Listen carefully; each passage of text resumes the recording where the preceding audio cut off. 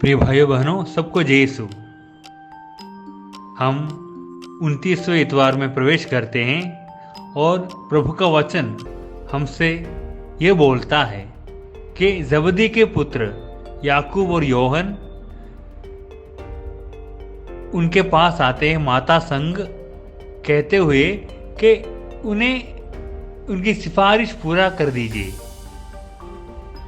और वे चाहते हैं कि एक दाएं और दूसरा बाएं बैठ जाएं और प्रभु की संगति में, प्रभु के राज्य में वे भी अच्छे अच्छे स्थान पाए। तुलसीदास कहते हैं, जिसकी रही भावना जैसी प्रभु मूरत देखी तिन तैसी। जिसकी रही भावना जैसी प्रभु मूरत देखी तिन तैसी। हमारे हृदय में जो भावना है, हमारे विचार जैसा है, हमारे विचार के अनुरूप हम हमारी बातों को देखते हैं। सच्चाई को भी, प्रभु को भी, ईश्वर को भी हमारी भावना के अनुरूप ही हम देख पाते हैं।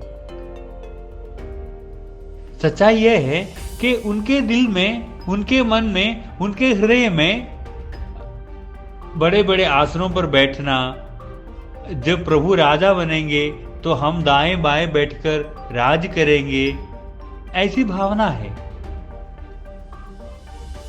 लेकिन प्रभु कहते हैं, मैं अपना जीवन देने, न्योछावर करने आया हूं। अगर तुम मेरे शिष्य बनना चाहते हो तो जो प्याला मैं पीने वाला हूं, क्या उस प्याला तुम पी सकते हो? सबसे पहली बात यह है कि प्रभु जानता है कि वो कहां, किस तरफ यरूशलेम की ओर जा रहे हैं। वो किस तरह क्रूस के मार्ग पर कीलों से ठोकर, क्रूस उठाकर जीवन त्यागना है। वो अच्छी तरह, प्रभु जी अच्छी तरह जानते हैं। लेकिन शिष्य, जबदी के पुत्र ये सब नहीं जानते हैं। जैसे मैंने कहा ना, जिसकी रही भावना जैसी प्रभु मूरत देखी तिन तैसी। तभी तो प्रभु कहते हैं, प्याला जो मैं पीने वाला हूं वही मुक्ति का स्रोत है। जो प्याला मैं पी रहा हूं, पीने वाला हूं, पीने के लिए मैं तैयार होके आया हूं, उस प्याला पीने के लिए जब तुम तैयार हो जाओगे, मन बना लोगे, तब तुम मेरे शिष्य बन जाओगे। पहले पाठ में आपने वही सुना। हम शुक्रवार में जो सुनते हैं, उत्तम शुक्रवार में, गुड फ्राइडे में जो चौथा गीत प्रभु सेवक का इसायाह नबी के द्वारा, वही का उसका एक अंश आपने सुना कि प्रभु अपना दास प्रस्तुत कर रहा है। देखो देखो मेरा शिष्य, देखो मेरा सेवक। वो लताड़ा गया, मारा गया, छेदित किया गया और उसे पिता परमेश्वर दर्शा रहा है।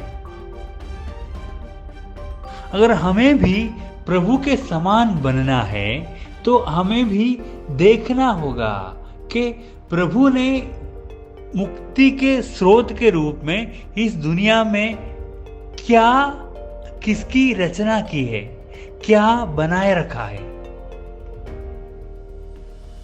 सच्चाई यह है कि लोग मुक्ति पाना मतलब कुछ बहुत बड़े कार्य करना और बहुत बड़े आसन पर बैठ जाना, या फिर स्वर्ग में शामिल हो जाना, प्रभु के शिष्य हो जाना, मतलब इस दुनिया से बाहर हो जाना, ऐसा सब सोचते हैं।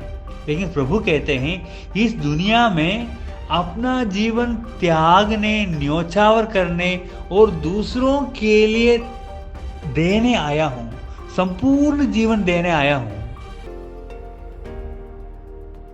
बस इसी काम को करना ही मुक्ति है। हाँ प्रिय भाइयों बहनों, आप क्या समझे? इसी को मुक्ति कहते हैं कि हम हमारा जीवन यहाँ पर न्योछावर करते हैं वही मुक्ति है, वही रास्ता है, और कोई रास्ता है नहीं है। जब हम अपना जीवन दुख संकट में, कष्ट में रक्त बहाकर जीवन त्याग देते हैं, बस इसी को तो मुक्ति कहते हैं। हम शायद हमारे मरने के बाद का जीवन उस पर नजर लगाते हैं और उस जीवन को हासिल करने की ताक में रहते हैं, लेकिन प्रभु कहता है मुक्ति का नाम ही जीवन त्यागना, दुख सहना, क्रूस के मार्ग पर चलना ही है। बस इसी के लिए हम अपने आप को तैयार करें, इसी के लिए हम अपने आप को तैयार करें। जब दूसरे शिष्यों को पता चला कि जबदी के पुत्र याकूब और योहन आकर ऐसा अनुनय निवेदन किया, विनती की, तो उनको अच्छा नहीं लगा। अरे ये लोग कैसे, कितने स्वार्थी होते हैं, उनको ऐसा लगा। लेकिन प्रभु उन्हें भी समझाते हैं, बताते हैं कि सत्ताधारी लोगों पर शासन करते हैं, अधिकार जताते हैं, लोगों की भावनाएं भटक जाता है, प्रभु से दूर हो जाता है, विपरीत हो जाता है। लेकिन तुम में ऐसी बात नहीं होनी चाहिए। तुम ना, गुरु मुझे देखो, मैं क्या मार्ग तुमको बताता हूं, दिखाता हूं, दर्शाता हूं, मुझसे सीखो कि मुक्ति का मार्ग क्या है। दूसरे पत्र में इब्रानियों का पत्र उस जमाने के यहूदी पुरोहितों के लिए लिखा गया पत्र है, और इब्रानियों के लिए, उन पुरोहितों के लिए लिखा हुआ पत्र में भरपूर मात्रा में बस इसी बात को दर्शाया गया। हमारा एक ही महापुरोहित है, हमारा पुरोहित सदा के लिए एक ही बार परम पावन स्थान में प्रवेश किया और इस तरह हमारे लिए उद्धार प्राप्त किया। जो भी उसका अनुगमन करेंगे वो सब उस मुक्ति के फल पाएंगे। इसी बात को बार बार दर्शाया है कि महापुरोहित, हमारा पुरोहित एक ही बार परम पावन स्थान में अपना रक्त लेकर प्रवेश किया और हम उस मुक्ति का फल पाने योग्य बन जाते हैं। प्रभु यीशु भी अन्य शिष्यों को भी यही कहते हैं, मैं तुम्हारा गुरु तुम्हें एक मार्ग बता रहा हूं, मुक्ति का रास्ता दिखा रहा हूं, मैं तुम्हारे आगे नमूना बनकर जी रहा हूं। तुम मेरा अनुसरण करो और मुक्ति पाओगे।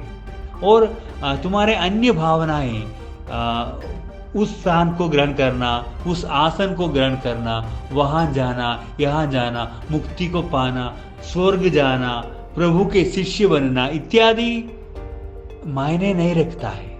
मायने रखता है बस, प्रिय भाइयों बहनों, एक ही चीज, वो यह है कि हम प्रभु के मुक्ति के कार्य को देखते हैं, हम प्रभु के मुक्ति के मार्ग को देखते हैं। कलीसिया इसी बात को दर्शाते हैं। क्रूस का मार्ग जो प्रभु ने झेला, प्रभु जिस पर चलकर स्वयं को बताया, दिखाया, समझाया और नमूना बना, उसी नमूना हम भी धारण करें, ग्रहण करें, सीखें, देखें, अपनाएं। इसी के द्वारा ही हमारी मुक्ति हो सकती है। बस यही मुक्ति है। प्रभु के मुक्ति के कार्य को ईश्वर ने अपने सेवक को, लोगों को दर्शाया। हम देखें और मुक्ति पाएं। अन्य सारी बातें दूर रखें, सारी विडंबनाएं हमसे दूर भाग जाएं, बल्कि हम एक ही बात पर अडिग और तत्पर रहें कि प्रभु के रास्ता, मुक्ति का रास्ता उन्होंने जो दिखाया, नमूना बनकर करके गया, वही बात, वही रास्ता मैं मेरे जीवन में भी अपनाऊंगी और उसी में लगा रहूंगा, लगी रहूंगी। तब देखना आनंद ही आनंद, शांति शांति, हम प्रभु के शिष्य बन जाते हैं और सब बढ़िया, सुहावना, अच्छा।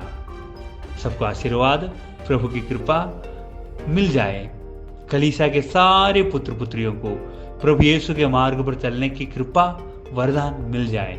पवित्र आत्मा की सहचारिता के साथ हम इस काम को पूरा कर पाए। पिता, पुत्र और पवित्र आत्मा का आशीर्वाद आप लोगों पर उतरे और सदा बना रहे। आमीन।